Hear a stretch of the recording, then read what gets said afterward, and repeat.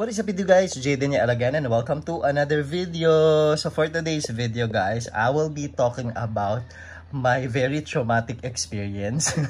Yes, as someone who, well siguro fault ko rin naman. Kasi syempre nasa, alam mo yun, nasa e-wallet digital banks era na tayo. So ako yung someone na if may lakad ako, kaya ko na wala akong pera sa wallet. Basta yung mga barya lang, ganyan. Tapos lahat ng pera ko either nasa GCash, nasa own bank, nasa GoTime, ganyan. And meron akong sobrang traumatic experience. Parang nito lang, very recent lang. And i-share ko sa inyo yun. Probably this content is about, like probably a reminder for all of us na kahit meron tayong pera talaga sa mga online banks or digital wallets natin, why is it important for you or for me to carry always yung cash pa rin, yung physical money pa rin? Bakit siya sobrang mahalaga, no? Bakit siya sobrang importante? So if you're someone who always uses the digital banks, the e-wallets, this video is for you. Allow me to share my very traumatic experience, no, through this video. Yeah, if you're interested to this kind of content, you guys know what to do. Please keep on watching. The way your body syncopates, you're driving me crazy. If you're new to my channel, welcome. If you're here for quite some time now, welcome back. In my YouTube channel, I'm doing reviews, reactions, and also vlogs. And if you haven't subscribed to my channel yet, I will appreciate if you will click that subscribe button there, guys.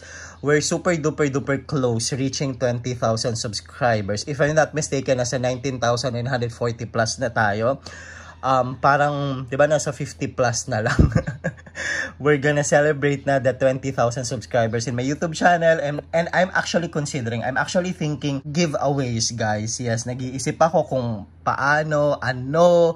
Yeah, help me reach 20,000 subscribers, guys. As update ko kayo, no, for that giveaway thingy. So yes, guys, kagaya ko rin ba kayo na lagi kayo may pera sa GoTime nyo, sa Maya, sa GCash nyo, and all your online or digital banks, pero wala kayong masyadong pera pag lalabas kayo, no? Actually, nangyari sa akin yan. Well, to be honest, or to be fair naman, in many cases, ilang beses ko na yan na-experience naman. Sabihin natin, meron ako mahalagang lakad, tas I only have hundreds sa wallet ko or sa coin purse ko, tas good to go na ako.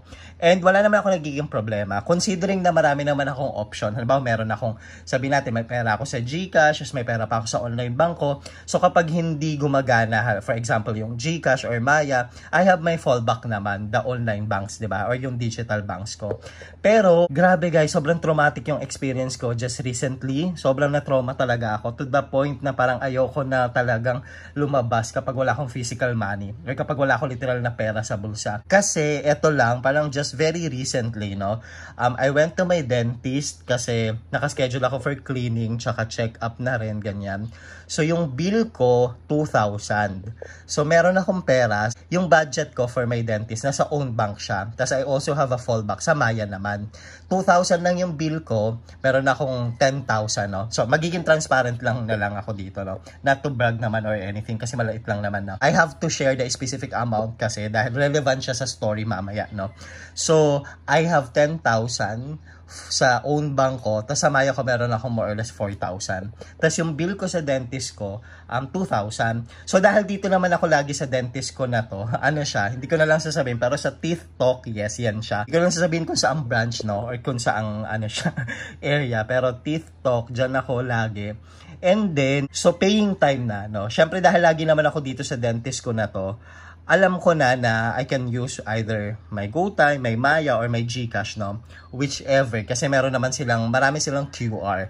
Iba't ibang mga digital banks nila, including nga the GCash, the Maya, and yung mga BDO tsaka BPI nila. So, dahil meron naman akong pera sa Maya tsaka sa own bank, syempre confident ako. Tapos, itong time na to, guys, may pera naman ako sa wallet ko, pero nasa hundreds lang. Hindi pa siya lumagpas ng 1,000. Parang if I'm not mistaken, nasa 700 lang siya, ganun. Tapos, so magbabayad na ako. Gamit ko yung own bank, guys. Kasi ito na talagang yung ginagamit ko most of the time, si own bank. Pero pag may pera ko sa Maya tsaka kay GCash, pinambabayad ko pa rin sila usually. Kaya laging si own bank talaga yung pera ko. Wala lang physical card si own bank, kaya hindi ko siya mapakita dito, no? Pero yan, own bank tsaka Uno Bank yung ginagamit ko. So, it's paying time, no? So, magta-transfer ako. Actually, nag-transfer na ako ng 2,000 gamit yung own bank ko dun sa GCash nila. Tapos, nagpending siya. Pero ito yung nakakaloko doon, guys. Kasi, na-deduct yung 2,000 dun sa account ko. Diba, I have 10,000 no, sa own bank ko. Naging 8,000 na lang. So, I was assuming na okay na yon kasi na-deduct naman na siya sa wallet ko, no? Pero, chine-check kasi ni yung parang cashier nila doon sa TikTok. Chine-check nila sa account nila, walang pumasok on their end. Siyempre, kailangan nila ng, alam mo yung successful talaga yung transfer, tsaka yung reference number, kasi yun yung pangahawakan nila. Ako, hindi naman ako makalis, kasi sabi ko, nabawas na kasi siya, na-deduct na siya. So, sabi ni ate, dun sa cashier, parang nag-compromise na lang rin kami na, sabi niya, pag pumasok naman, tas nagbayad ka, ita-transfer naman namin sa account mo yon. So, sabi ko, sabagay, sige, kasi lagi naman din ako dito, and I'm sure hindi naman din nila ako lolokohin. So sabi ko, sige, magta-transfer na lang ako ulit. So nag-transfer ako ulit sa own bank ko, another 2,000. Tapos, na-deduct na siya, guys. Na-deduct na naman siya sa account ko. Tapos wala pa rin pumapasok doon sa account nila. This time sa GCash naman kasi yung una. Sa BDO naman kasi yung una, tinry ko sa GCash. Sa BDO naman, 4,000 na yung nawawala doon sa wallet ko. Parang, di ba, 10,000 sa 6,000 na lang. Tapos wala pa rin kasi hindi siya successful. So, napu-frustrate na ako kasi medyo matagal na rin talaga ako doon. So, ang ginawa ko, trinay ko yung Maya ko. Tapos nag-transfer ako. Guys, naubos na yung pera ko sa Maya. Nade-deduct lang siya. Pero, hindi pumapasok dun sa account ng TikTok. Kahit ano dun. Pero nade-deduct siya. Sobra akong na-frustrate. Alam niyo yung parang nanggigigil na talaga ako. Kasi, shucks, wala ko talaga akong perang hawak. Yung budget ko for my dentist, dun sa appointment ko na yun, nasa own bank ko. So, I was assuming, okay naman, diba? Tsaka may Maya naman ako. Pero hindi. Alam niyo, umabot, to make the story short, kasi medyo mahaba talaga. Inabot na ako ng 3 hours dun, guys. And yung pera ko dun sa own bank, 2,000 na lang yun natira. So, parang 2, 4, 6, 8, tapos dalawa din sa Maya. 6 yung transactions na ginawa ko. Ayoko mang istorbo, ayokong tawagin. Kasi at that time, yung wife ko, wala din siya, nasa Marikina siya. May training siya at that time. Nasa Fairview kasi ako. Malayo rin yung mga kapatid ko and all that. Tapos, nung 3 hours na ako doon, nagtataka na yung dentist ko. Parang nagtataka na yung mga tao, but andito pa rin ako and all that. So, I was telling ate na I didn't bring my ATM. Tapos, I don't have the physical money as well. I don't have cash. I only have like 700 plus sa wallet ko. Kasi meron naman nga akong pera sa own bank tsaka sa Maya. Pero 2,000 na lang yung natitira out of the 10,000 sa own bank tsaka 4,000 din sa Maya. So ganun, so sobrang hassle. Ang ginawa ko, chine-check ko na rin talaga. Apparently, dun ko lang nakita na merong advisory na InstaPay yung problema. Hindi lang pala si own bank, pero sobrang affected talaga si own bank. Kasi yung iba na transaction, may mga lumulusot, lalo GCash to GCash.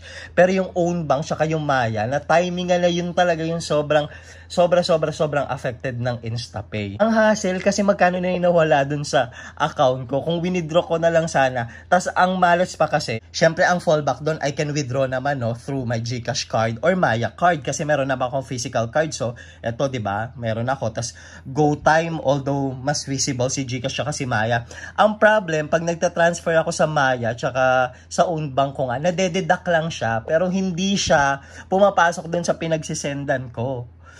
So parang, sabi ko, ano ba nangyayari? Alam mo yung doon ko na-realize na grabe, sobrang hassle pala talaga. Pag minalas ka talaga, alam mo yung matimingan ka talaga ng balas, yung ganon. Tapos nagloko, nagme-maintenance yung InstaPay or whatever yung mga ganyan natin. Or yung mismong online bank natin. Parang napaka-helpless mo. Parang na-experience ko 3 hours ako doon literal. So I have to call my kapatid ko kahit ayoko sana mang istorbo. Wala talaga akong choice kasi 3 hours na ako doon. Naiiyak na talaga ako. Literal naiiyak na ako. Kasi ayoko naman din, although kilala ko naman din yung TikTok, but of course I have to settle my bill. Kasi syempre nagawa yung services sa ipin ko and all that na cleaning ako and all that. So to make the story short, yung kapatid ko, sabi niya, sige, magta-transfer na ako, send mo lahat ng QR nila. Tapos, ito pa yung frustrating, guys. natagalan rin yung kapatid ko mag-transfer kasi sobrang hindi talaga siya pumapasok. Parang sa end nila, yung account nila, nagkakaproblema rin kasi InstaPay nga yung problema. So parang sabi ko, shucks, paano na to? Baka dito na ako matulog, ano na lang gagawin ko, ganyan. Tapos yung isang kapatid ko pa, sumusubok rin siya sa account niya na mag-transfer. So parang mga 3 ng kapatid ko yung sumusubok kasi sinabi ko sa kanila, 3 hours na ako dito, yung pera ko, ilang beses na nakain sa own bank ko, tsaka sa Maya ko, hindi pa rin talaga nasisend, nadededuct lang na nadededuct. Alam mo yung kung gaano siya ka-hassle, sobrang, sorry for the term, pero sobrang perwisyo talaga. Tapos ito pa, alam mo yung nakaka-frustrate guys, because we're living in an AI era already. AI na, yung parang kung mahirap yung dati, ngayon nga mas easier na yung mga bagay-bagay. And I don't get it. Why are we living in a country like the Philippines na sobrang perwisyo yung paggagawa nila ng maintenance? I mean, sabihin natin, sige, nagme-maintenance sila and all that, hindi yan maiwasan. Pero ba't ganun? Kailangang i-deduct yung pera? Di ba parang sobrang palpak ng own bank for that or ng InstaPay? I don't know who to blame, to be honest. Either the own bank or is it really the InstaPay or the BSP? I don't know. Pero sobrang palpak lang nung fact na alam mo naman palang nagloloko, di ba? Nag-undergo ng maintenance. Bakit dinededuct dun sa wallet? Yun yung nakaka-frustrate doon kasi hindi ko talaga alam kung ano na mangyayari. Tapos nakatanggap pa nga ng messages doon sa app na hanggang 3 to 5 banking days daw bago. Alam mo yung grabe, sobrang perwisyo. Doon na-frustrate ako sa fact na ganun yung serbisyo sa atin. I don't think ganyan kasi other countries and all, parang sobrang perwisyo, sobrang hassle. Hanggang sa halos 4 hours na ako doon kasi yung 3 kapatid ko nagtatry din sila mag-transfer, walang nagsasucess. After 30 minutes or more or less 30 minutes, parang successful na nag-send yung sa isang kapatid ko after several na try niya na mag-transfer from her GCash account to the GCash account of TikTok kung nasaan ako. Para nakaalis ako more or less 4 hours ako doon sa TikTok. Hindi ko na nga iniisip na paano ko, di ba parang ang daming nawala sa akin, 8,000 din sa own bank, tapos yung sa Maya pa nawala na din yung dalawang transfer ko. Paano yun? Hindi ko na lang nainisip kung kailan ba mababalik yun and all that kasi I was sure naman na mababalik yun kasi it was a transaction na nag-failed naman pero na-deduct lang sa account ko. Alam mo yung umuwi ako, naiiyak talaga ako sa sitwasyon. Parang anong ginawa ko to deserve this? Hindi sa pagka-OA, pero na-realize ko na wag tayo magdepende masyado sa mga online banks. And the reason why I'm sharing this, kasi I've learned my lesson the hard way. Like literally, I've learned my lesson the hard way. I realized na while okay din, kasi actually kaya ako din gusto sa own bank, mataas yung interest niya. And kasi kung alam mo yun, parang physical money lang, hindi naman kasi yan magkakaroon ng interest and all that. Kaya wise rin naman na nasa online bank siya or digital wallets kasi at least kahit papano may interest. Mag-accumulate rin yan, di ba? Pero parang sa experience ko na ganun ka-traumatic, na sobrang traumatic, parang na-realize ko, parang ayoko na lagi na nasa digital banks or e-wallet yung pera ko. Sobrang nakaka-frustrate guys. So, yeah, hopefully you'll learn from my lesson as well kasi I've learned the hard way, super the hard way. Parang ngayon I make sure na lagi talaga ako may cash kasi ayoko na rin talaga maulit yon. That's a very traumatic experience. And siguro wala naman ako masyadong following pa, no? Of course I appreciate you guys, 19,900, almost 20,000 followers.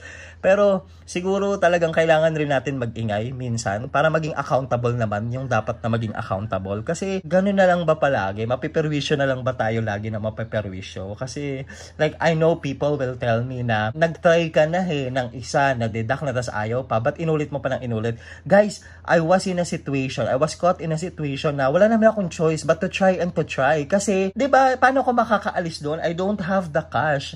Yung 700 lang yung cash ko, 2,000 yung bill ko for my dentist that day. Anyway guys, mga 2 days naman na complete na balik na sa account ko yung mga na-deduct din.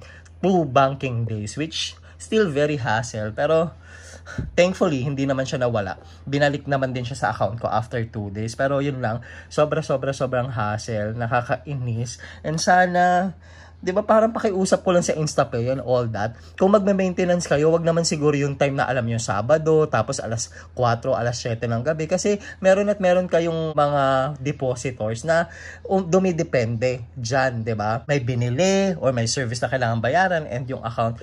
Tsaka hindi lang yun not only the maintenance pero siguro make it kahit papano order siya in a way na alam mo na maintenance pala siya. So, dapat hindi ka na makatransfer. Alam mo yung parang temporarily unavailable because of the maintenance and all that. Para hindi na ma-hassle na madededuct pa yung pera doon sa account. Di ba? Parang, yun lang guys. So frustrating. Very, very frustrating. And again, I've learned my lesson the hard way. Ayoko na laging ang pera ko nandyan sa mga online banks, digital wallets because of that very traumatic experience, guys. Yeah, that's all, guys. The way your body syncopates, you're driving me crazy.